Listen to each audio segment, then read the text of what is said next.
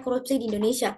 Undang-undang ini menjadi dasar hukum penting dalam pembentukan lembaga anti korupsi di Indonesia dengan tujuan meningkatkan efektivitas pemberantasan korupsi sekaligus menjaga independensi lembaga dari tekanan politik atau kekuasaan lain.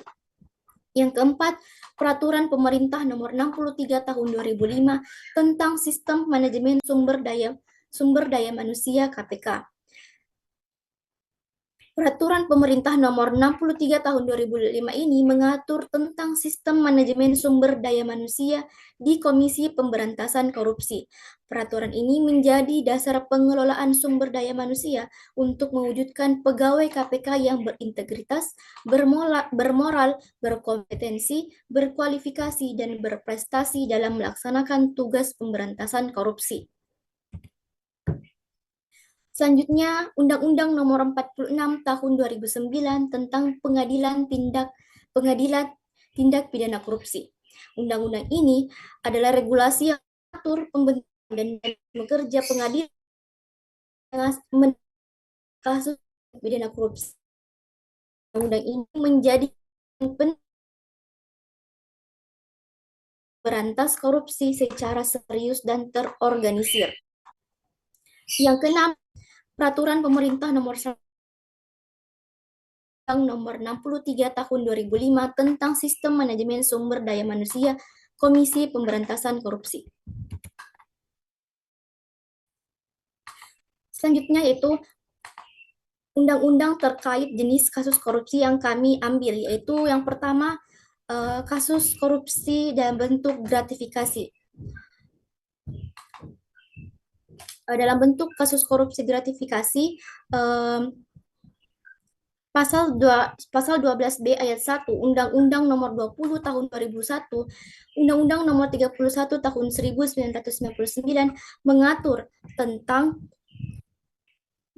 tentang gratifikasi yang menyatakan pasal ini menyatakan bahwa setiap gratifikasi yang diberikan kepada pegawai negeri atau penyelenggara negara dianggap sebagai pemberian suap apabila gratifikasi tersebut berhubungan dengan jabatannya dan bertentangan dengan kewajiban atau tugasnya.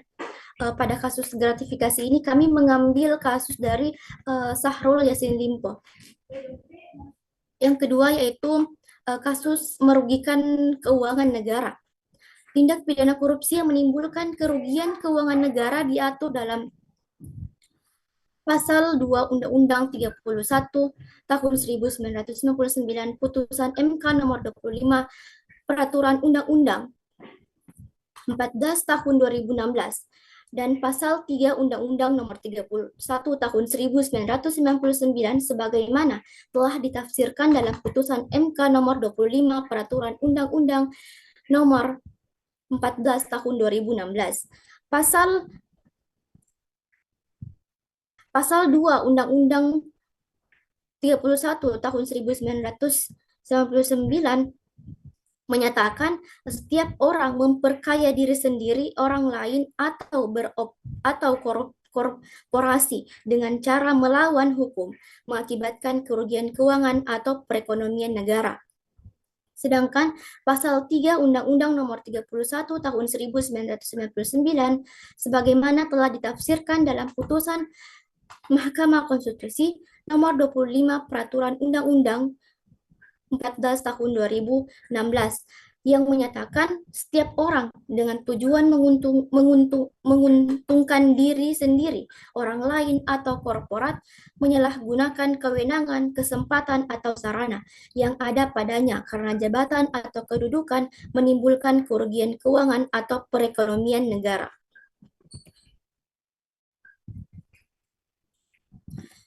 Pada kasus merugikan keuangan negara ini kami mengambil kasus dari yang baru saja terjadi, yaitu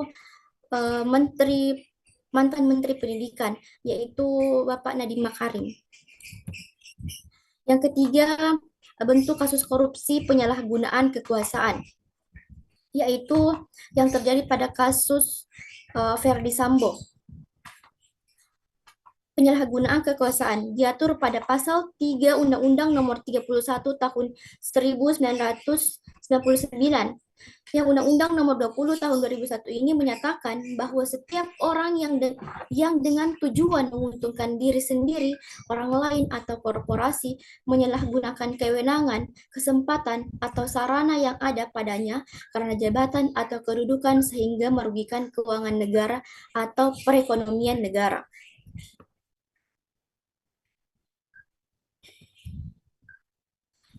Selanjutnya, teori kasus. Teori kasus yang pertama yaitu kasus korupsi yang menjerat Syahrul Yassin Limpo, mantan Menteri Pertanian. Adapun teori terkait dengan kasus ini yaitu yang pertama teori korupsi. Teori korupsi Kutgar-Ers formula. Teori ini merumuskan bahwa korupsi muncul karena adanya monopoli kekuasaan, diskresi dalam pengambilan keputusan, dan lemahnya akuntabilitas. Yang kedua, teori keagenan, agency theory. Teori ini menjelaskan hubungan antara agen atau pejabat publik dan prinsipal negara atau publik. Yang ketiga, teori difference. Teori ini berpendapat bahwa ancaman hukuman yang tegas dan pasti dapat mengurangi korupsi.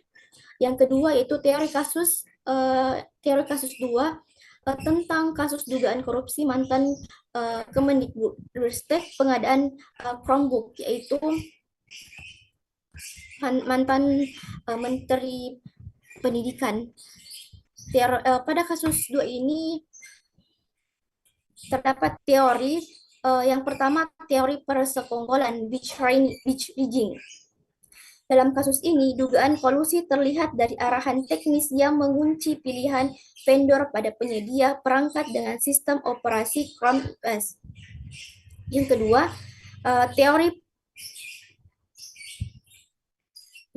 teori penyalahgunaan wewenang. Abuse of power. Kajian hukum administrasi publik menempatkan abuse of power sebagai bentuk defisi kewenangan di mana pejabat menggunakan kekuasaan tidak sesuai dengan tujuan yang semestinya. Yang ketiga, teori kerentanan sektor pendidikan. Teori kerentanan sektor pendidikan ini keterbukaan anggaran yang relatif rendah serta besarnya alokasi dana menjadikan sektor ini rentan disalahgunakan. Hal tersebut memperkuat urgensi penegakan hukum yang konsisten. Yang ketiga yaitu kasus 3, kasus tentang pembunuhan oleh Jenderal Verdi Sambo terhadap Brigadir Joshua. Kasus ini mengambil teori tentang pembunuhan berencana. Teori pembunuhan berencana ini dikualifikasikan sebagai pembunuhan berencana sebagaimana diatur dalam pasal 340 KUHP. Yang kedua, teori penemuan hukum dan legal reasoning. Pertimbangan majelis hakim menunjukkan penerapan teori penemuan hukum di mana hakim menggali dan menafsirkan kebenaran hukum dari fakta yang ada sesuai norma dan kaidah pembuktian. Yang ketiga, teori integritas dan moralitas penegakan hukum.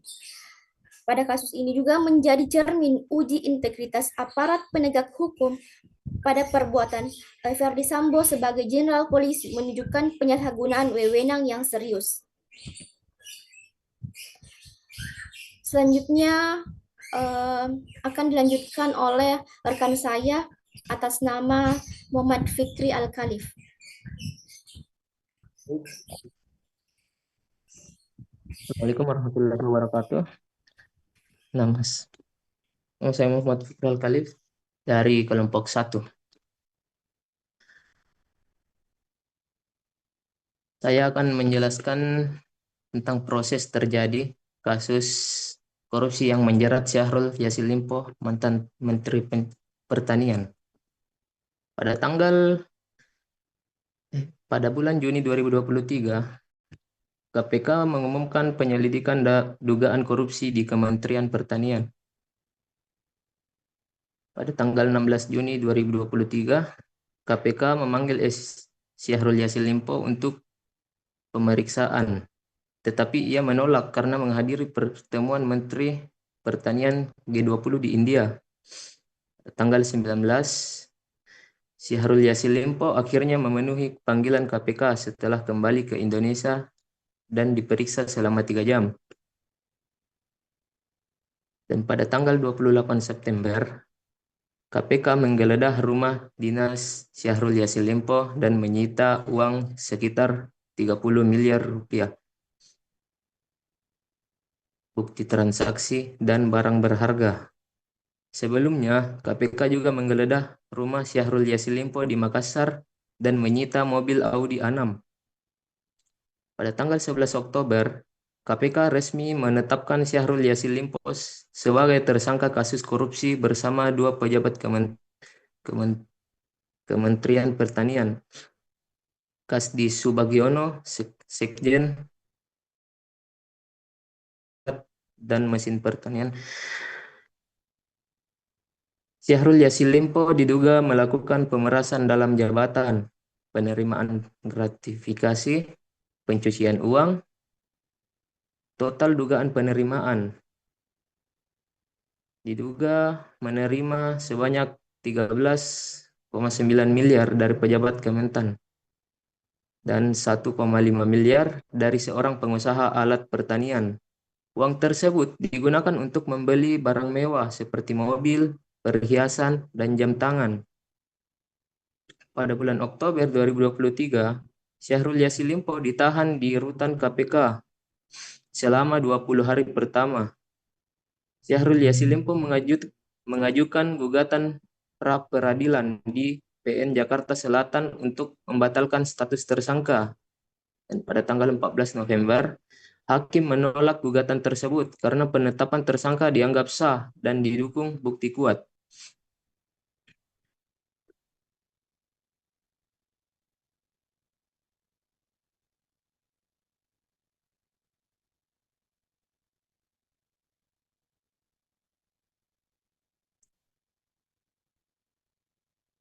Selanjutnya, proses terjadi kasus merugikan keuangan negara yang dilakukan oleh mantan Menteri Pendidikan, Kebudayaan, Riset, dan Teknologi, Nadiem Makarim. Pemeriksaan dan penetapan tersangka. Pada tanggal 23 Juni 2025, Nadiem menjalani pemeriksaan pertama selama 12 jam sebagai saksi dengan fokus pada rapat Mei 2020 serta pengawasan proyek pengadaan bernilai 9,9 triliun. Pada tanggal 8 Juni 2025, penyidik melakukan penggeledahan di kantor Goto, Gojek, dan Tokopedia guna mencari dokumen terkait investasi Google dan keterkaitannya dengan proyek Chromebook. Pada tanggal 15 Juli 2025, Nadiem kembali diperiksa selama 9 jam bersama kuasa hukum di hari yang sama. 4 orang lainnya ditetapkan sebagai tersangka, yakni Juristan, Fiona Handayani, Mulatsyah, dan Sri Wahyuningsih. Penetapan penahanan. Pada tanggal 4 September, Kejaksaan Agung secara resmi menetapkan Nadiem Makarim sebagai tersangka dugaan korupsi pengadaan Chromebook. Ia langsung ditahan 20 hari di Rutan Salemba, Cabang Kejari, Jakarta Selatan. Penetapan tersangka didasarkan pada keterangan 120 saksi, 4 orang ahli, serta dokumen dan barang bukti yang diperoleh oleh penyidik.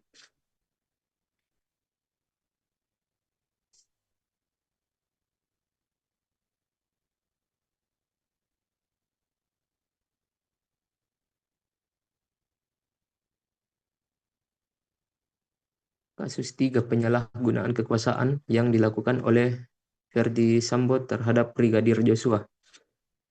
Kasus mulai terungkap sekitar Juli 2022 dengan awal klaim baku tembak di rumah dinas Verdi Sambo. Motif pembunuhan diduga karena pelecehan seksual Brigadir J terhadap istri Sambo, Putri Cendrawati. Pada 12 Juli 2022, Kapolri membentuk tim khusus yang melibatkan Kompolnas dan Komnas HAM untuk penyelidikan.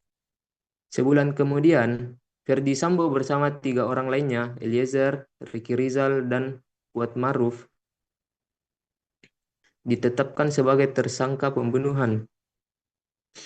24 personel Polri dimutasi karena dugaan pelanggaran etika dan 6 petugas lain juga jadi tersangka. Majelis Hakim Pengadilan Negeri Jakarta Selatan menyatakan Sambo bersalah melakukan pembunuhan berencana terhadap Brigadir Yosua dengan melanggar pasal 340 KUHP,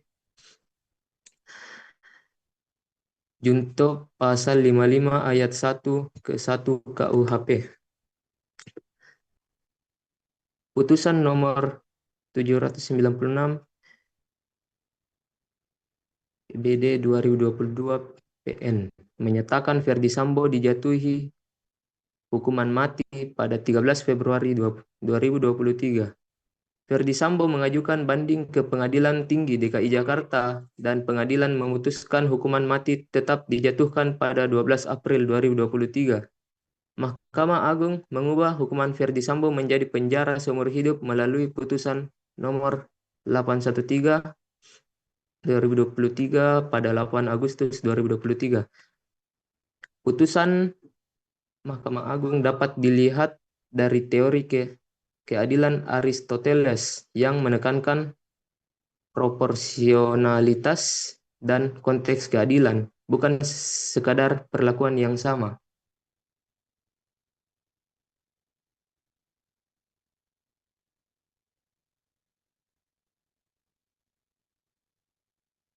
Tempat kejadian Syahrul Yassin Limpo, mantan Menteri Pertanian, diduga melakukan korupsi berupa pemerasan dan gratifikasi bernilai miliaran rupiah saat menjabat. Modusnya melalui pengaturan proyek dan penempatan pejabat di Kementerian Pertanian. Dalam penyidikan, KPK menggeledah rumah dinasnya di Jakarta serta kediamannya di Makassar untuk mencari bukti.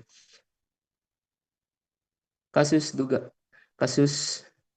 Nadiem Makarim, kasus dugaan korupsi pengadaan laptop Chromebook yang menyeret Nadiem Makarim berpusat di Kemendikbudristek Jakarta. Kejaksaan Agung juga menggeledah apartemen pribadinya di Jakarta untuk mencari bukti, meski detail lokasinya tidak dipublikasikan. Penggeledahan dilakukan menjelang penetapan Nadiem sebagai tersangka pada September 2025. Kasus 3. Lokasi kasus Ferdi Sambo berada di rumah dinasnya di Duren 3, Jakarta. Ia menjadi saksi kunci karena peristiwa terjadi di kediaman resminya. Penelitian terkait obstruksi of justice menentukan rekaman CCTV memperlihatkan Brigadir Yosua masih hidup saat Sambo tiba, sehingga narasi awal Sambo bertentangan dengan bukti visual tersebut.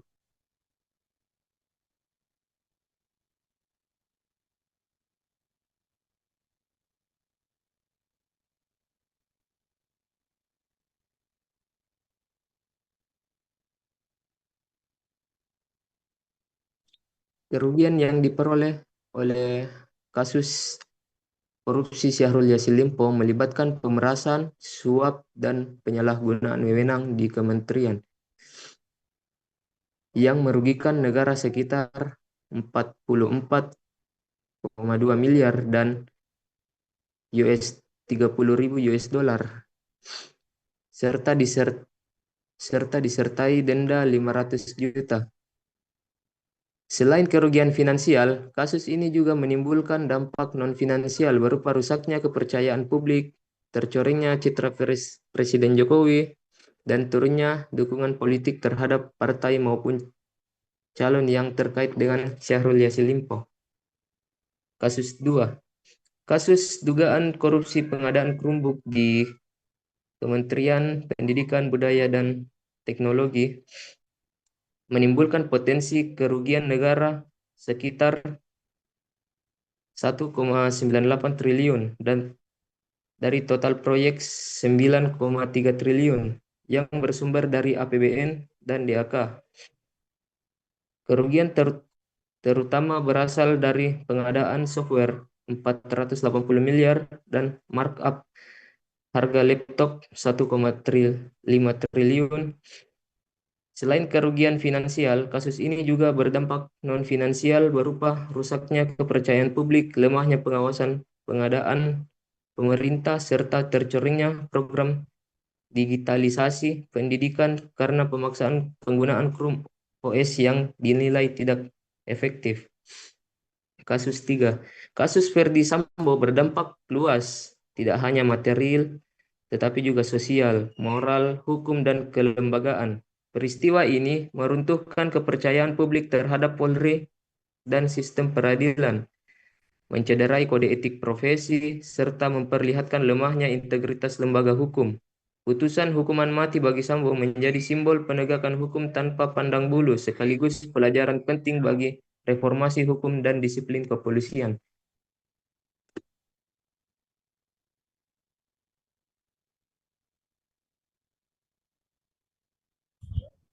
Selanjutnya akan dilanjutkan oleh rekan saya yang bernama Nabila Anugrah Afifa.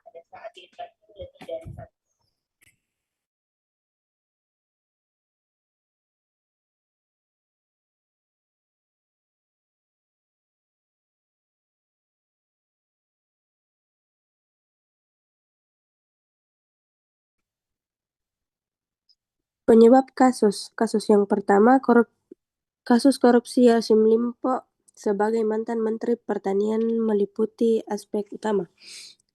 Kasus korupsi Yassin Limpo muncul akibat penyalahgunaan jabatan untuk menekankan pejabat kementerian agar memberikan setoran, disertai politik pemerasan dan gratifikasi guna memenuhi kepentingan pribadi. Faktor politik dan lemahnya mekanisme pengawasan turut memperburuk situasi, serta aspek ekonomi, pola hidup konsumtif, serta rendahnya integritas moral semakin mendorong terjadinya tindak korupsi tersebut. Kasus yang kedua, kasus korupsi Chromebook mantan Menteri Pendidikan Kebudayaan Riset dan Teknologi 2019 sampai 2024 Nadiem Makarim. Kasus korupsi penggandaan Chromebook di Kemendisbudristek dipicu oleh lemahnya kontrol internal, penetapan spesifikasi teknis yang cenderung menggunakan pihak tertentu, serta minimnya keterbukaan dalam proses tender. Dugaan penyalahgunaan kewenangan dan pejabat publik turut memperburuk situasi, ditambah adanya indikasi kolusi dan praktik markup harga yang akhirnya menimbulkan kerugian negara besar menjadi sorotan utama penyidikan. Kasus ketiga, kasus pembunuhan oleh Jenderal Verdi Sambo terhadap Brigadir Joshua.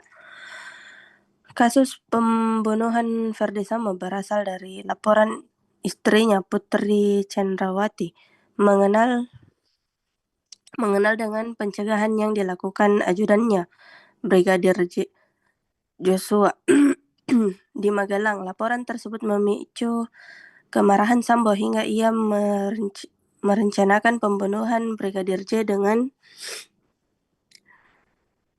memberikan Brada E dan Bribda RR untuk mengeksekusinya. Usai kejadian, Sambo bersama para pelaku berusaha menutupi fakta dengan menyusun skenario baku terbentuk agar motif sebenarnya tidak terungkap.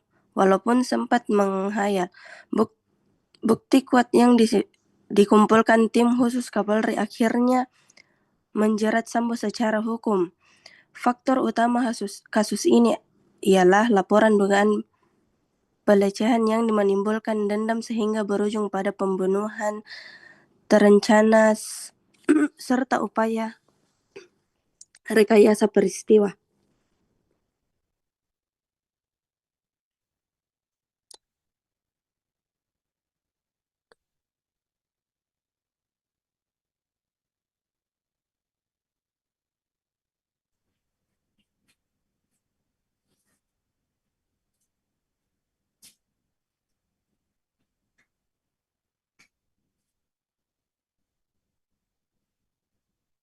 Siapa kasih frekuensi, Bapak?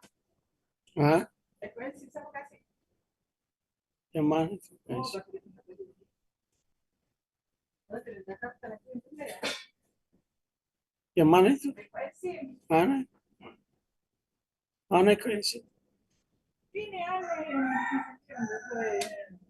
obat semprot. Ah, bukan itu prop sam itu Oh, kasih. siapa?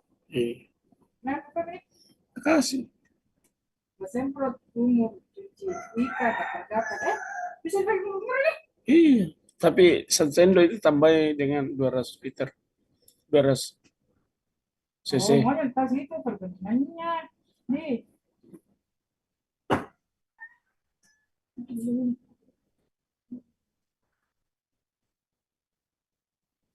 Sakit udah betul. Ya. Halo, bagaimana? Sudah? Halo, kelompok 1.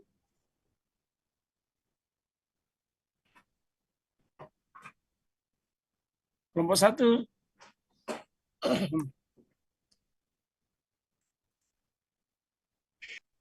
Andi Nur, Afifah Andi Nur. Andi Nur, siapa lagi?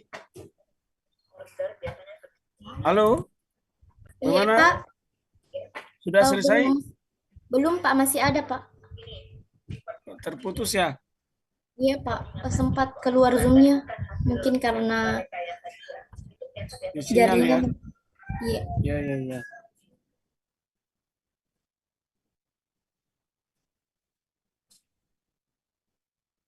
Perhatikan, pasukan khusus menyamar menjadi satpam.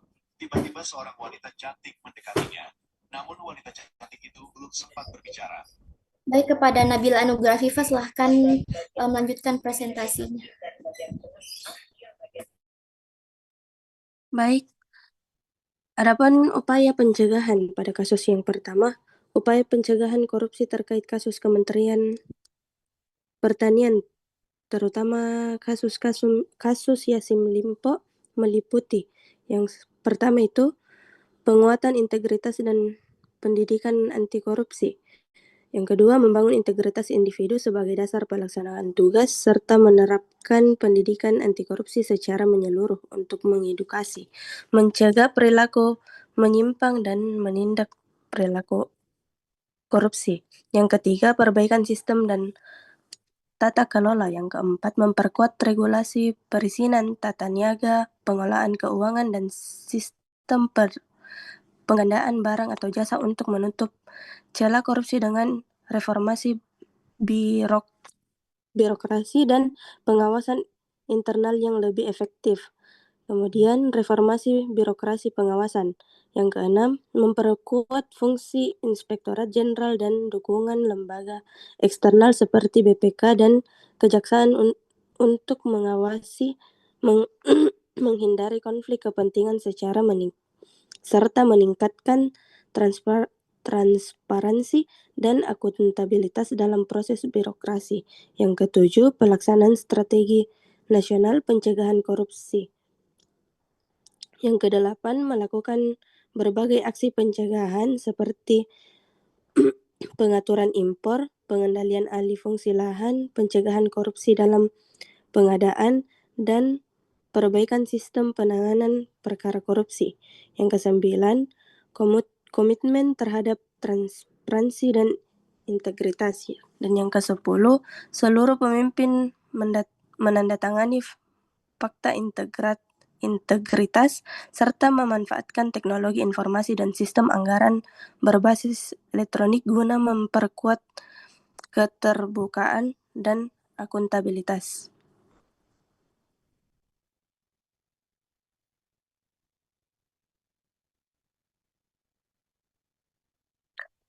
Adapun upaya kasus yang kedua, pencegahan dalam kasus dugaan korupsi laptop Chromebook dilakukan dengan Kejaksaan Agung, melarang mantan Menteri Pendidikan, Kebudayaan, Riset, dan Teknologi Nadiem Makarim bepergian ke luar negeri selama 6 bulan sejak 19 Juni 2025.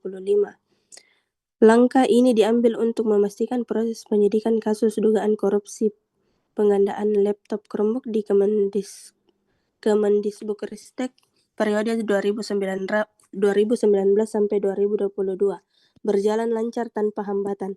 Langkah bepergian ini bertujuan agar Nadiem dan yang telah beberapa kali dimintai keterangan sebagai saksi dapat terus dipanggil dan diperiksa kapanpun diperlukan oleh penyidik tanpa adanya kendala. Keputusan ini bukan hanya berdasarkan pernyataan staf kasus Nadiem melainkan lebih kepada kebutuhan hukum dan penyidikan agar tidak ada potensi gangguan selama proses berlangsung. Kasus ketiga, Komnas HAM merekomendasikan agar Presiden menginstruksikan Kapolri untuk menyusun sistem pengawasan rutin terhadap tindak kekerasan, penyiksaan, dan pelanggaran HAM yang dilakukan anggota kepolisian guna mencegah kasus kekerasan seperti yang terjadi pada kasus Verdi Sambo. Pengawasan menyeluruh dan ketat atas budaya kerja Polri dan diperlakukan untuk mengurangi pelanggaran HAM yang masih sering terjadi. Komnas HAM juga mendorong pembentukan mekanisme pengawasan bersama antara Komnas HAM dan Polri agar penanganan pelanggaran HAM oleh kepolisian dapat berlangsung lebih cepat dan efektif. Selain itu, disarankan untuk dibentuk Direktorat Kasus dan khusus di Polri yang menangani perlindungan perempuan dan anak serta bagaimana pemerintah menjamin kesiapan infrastruktur dan aturan untuk merespon undang-undang tindak pidana kekerasan seksual. Secara keseluruhan, pencegahan dilakukan melalui reformasi internal Polri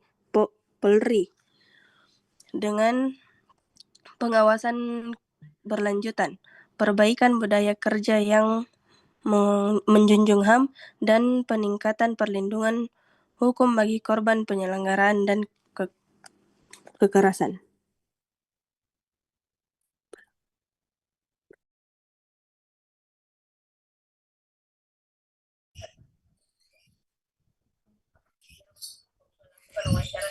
Baik, itulah tadi presentasi dari kelompok kami. Selanjutnya kami membuka sesi tanya jawab, yang dimana kami mempersilahkan masing-masing pertanyaan dari setiap kasus. Kepada teman-teman, apakah ada yang ingin ditanyakan atau memberikan saran terkait materi presentasi kelompok kami? Ya.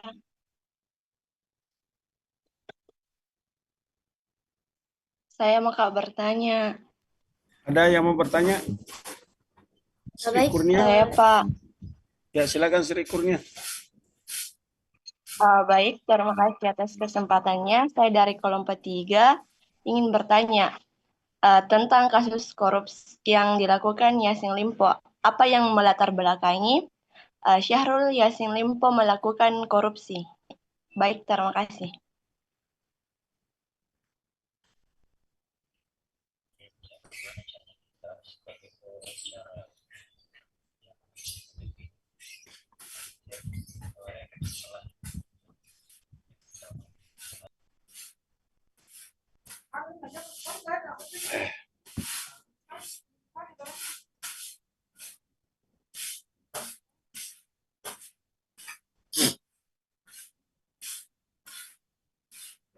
Oke, langsung jawab saja. Langsung dijawab. Ini langsung jawab Pak atau mempersilahkan pertanyaan lain? Kalau tidak ada yang bertanya lagi, silahkan langsung dijawab saja. Baik, kepada teman-teman, apakah masih ada yang ingin bertanya? Saya. Atia Aristawati, ya. Atia, silakan.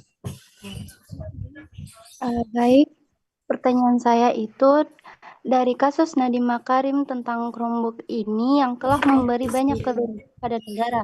Menurut kalian, bagaimana cara pemerintah harus lebih memperkuat hukum di negara ini? Karena sudah jelas ada hukum yang berlaku atas perbuatan tindak korupsi.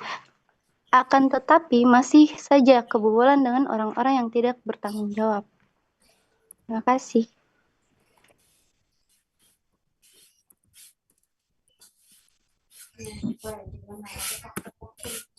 Yang ini barusan. Bukan. Bentarnya 11.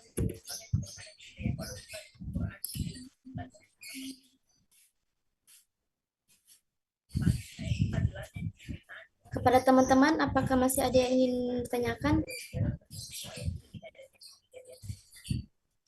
Dua penanya ya.